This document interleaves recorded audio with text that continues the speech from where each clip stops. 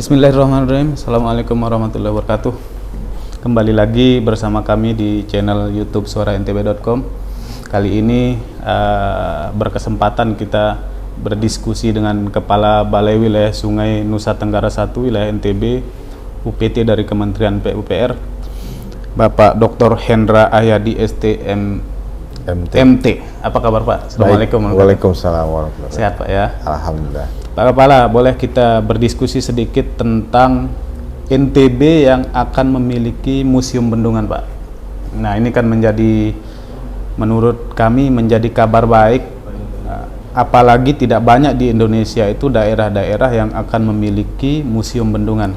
Memang kita akan ada punya museum bendungan ya Pak? Insya Allah, memang kami ini sekarang sedang melaksanakan kegiatan pembangunan bendungan di Meninting. Ya. Meninting itu di Pulau Lombok yang secara view itu memang sangat bagus, menarik, dan sehingga dia bisa menjadi satu destinasi wisata baru itu sebetulnya. Jadi Meninting itu sendiri mempunyai satu pemandangan, punya satu potensi sumber daya lokal, ya, kreativitas lokal dalam buah-buahan misalnya seperti itu. Nah, dari itu terbitlah ide kenapa enggak kita jadikan bendungan itu menjadi salah satu destinasi wisata. Karena Pak Menteri kami juga, Pak Menteri PU juga menyampaikan bahwa yang kita bangun itu jangan hanya sekedar bermanfaat secara teknis. Artinya kalau bendungan kita bisa menyiapkan untuk air bakunya, kemudian buat irigasinya, pengendalian banjir, tapi juga bisa bermanfaat untuk menjadi satu destinasi wisata baru.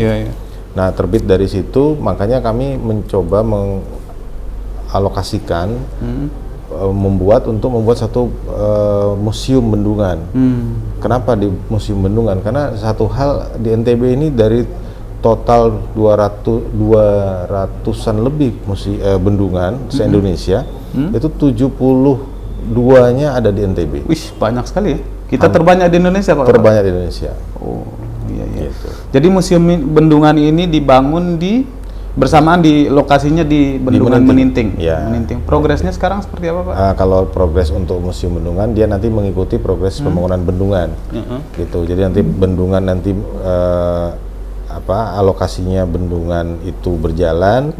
Nah, secara konsep sekarang masih dalam tatanan desain sih itunya. Tapi memang dia masuk dalam wilayah pembangunan bendungan Meninting. Bendungan ini sedang progres dibangun ya Pak? Sedang dibangun, ya. Itu rencana sampai kapan jadi? Rencana kita tahun 2023. Oh, sebentar 2 tahun lagi ya. Nah, jadi 2023 itu insya Allah bendungan Meninting jadi, museum bendungan juga insya Allah bersamaan jadinya Pak. Jadinya. Apa saja isinya Pak di museum bendungan itu?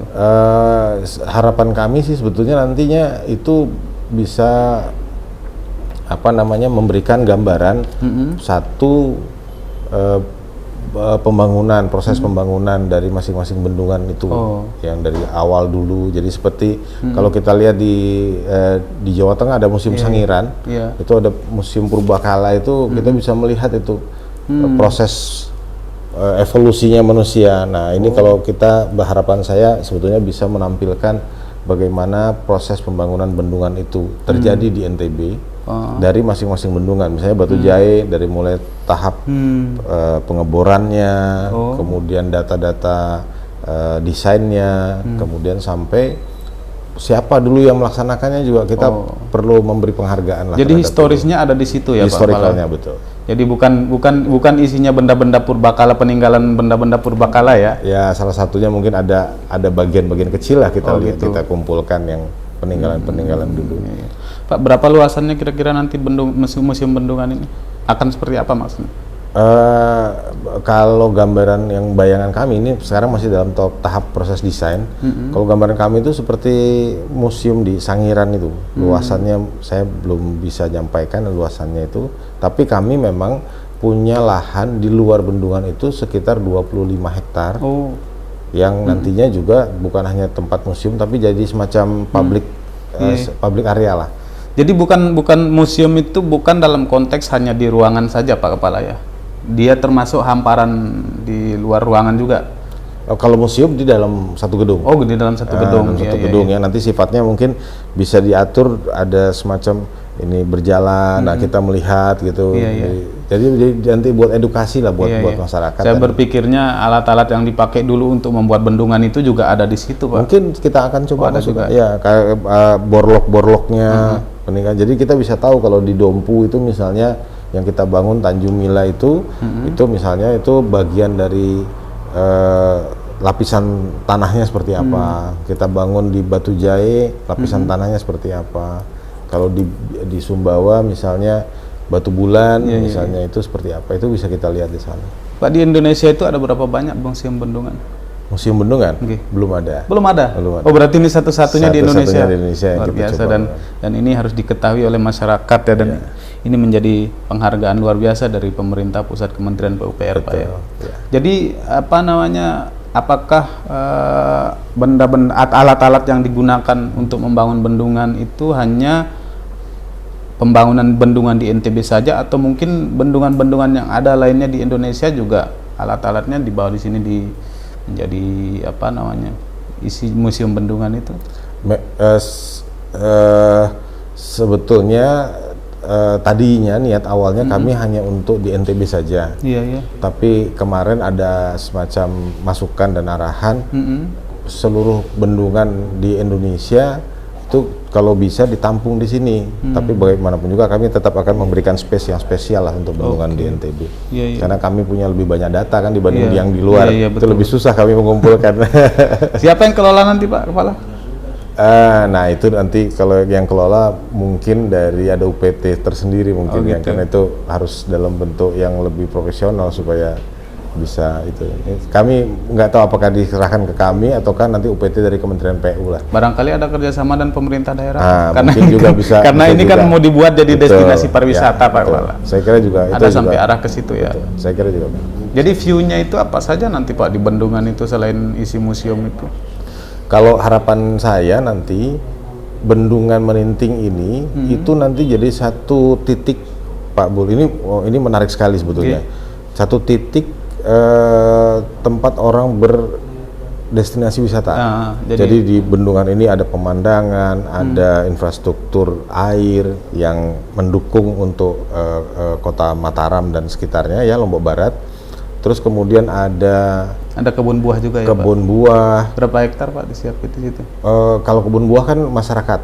Nah, kami hanya nanti akan menyiapkan tempat untuk mereka bisa menampilkan itu. Jadi ada semacam apa namanya ya, lahan yang mungkin nanti lahan disiapkan untuk semacam mereka bisa menampilkan produk-produk lokal di sana, gitu. Produk-produk kreativitas lokal. Jadi bisa jadi pusat ekonomi juga ya, Pak? Betul.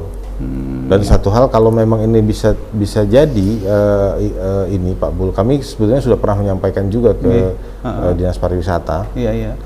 Kalau kenapa tidak dibikin satu event sport tourism baru yang sifatnya nanti saat bendungan Meninting itu nanti bisa menjadi satu titik titik poin kumpul. Contoh misalnya kemarin kami mengusulkan triathlon. Triathlon. Berenang dari Pulau Gili ke Lombok. Dari sana lari sampai ke bendungan Meninting. Kemudian dari Meninting nanti bisa naik sepeda sampai ke Mandalika. Melewati jalur trase dari Meninting, melewati jalur trase HLD kami. HLD itu kan itu sepanjang sampai ke Batu Jae, Jae turun, terus lewat bypass sampai ke Mandalika. Jadi sambil kita promosi apa namanya, pengelolaan manajemen pengelolaan air kita seperti apa gitu di lapangan gitu, Pak Kepala. Katanya ada tempat ada wahana permainan air juga di bendungan Meninting ini nanti, Pak. Nah, kalau itu mungkin saya masih harus berkomunikasi dulu karena dari sisi keamanannya kan gitu. Itu ada public areanya, tapi juga ada yang memang tidak boleh terganggu karena bendungan Meninting ini termasuk bangunan high risk dia. Karena kalau terjadi sesuatu terhadap bendungan tersebut bisa menimbulkan kebencanaan yang cukup besar ke kota Mataram terutama. Pak, sekali lagi bendungan ini nanti sebagai penguat cadangan air kita untuk wilayah Lombok ya, Pak ya? Betul. Untuk irigasi pertanian? Irigasi, air baku. Air baku juga? Ya.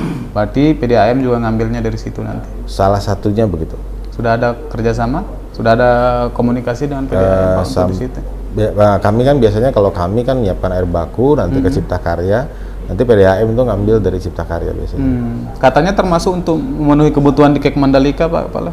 Kek Benar Mandalika, iya, karena sebetulnya begini, kalau di Lombok ini kan dia terinterkoneksi dia. Iya. Gitu. Jadi dia ini semua, karena kalau kita hanya mengandalkan satu aliran sungai saja, itu yang hidup hanya di wilayah barat. Wilayah tengah, timur, dan sebagian timur dan selatan itu kering. Nah, sehingga kita punya saluran yang mengkonekkan, itu kita sebut HLD, High Level Diversion itu, yang membawa air dari barat ini ke tengah, salah satunya membawa ke Batu Jahe. Dari Batu Jahe dibawa lagi ke Pengga. Nah, sekarang Mandalika itu kita ambil dari Pengga. Gitu. Jadi memang ya ini merupakan bagian dari satu sistem pengelolaan. Pak, sejauh ini karena ini hajatannya cukup mulia sekali, selain untuk kebutuhan air juga destinasi wisata gitu. Sejauh ini tidak ada kendala, Pak, pembangunan? Alhamdulillah sampai saat ini cukup kooperatif ya masyarakat ya? Masyarakat cukup kooperatif.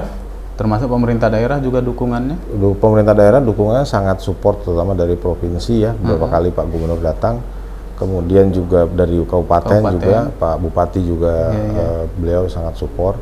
Memang adalah dalam beberapa permasalahan karena masalah lahan ini kan ada saja yang biasalah, biasa, di mana-mana ada saja, membangun jalan aja harus ribut-ribut jalan gitu ya. Tapi secara progres saya pikir ini on progress lah.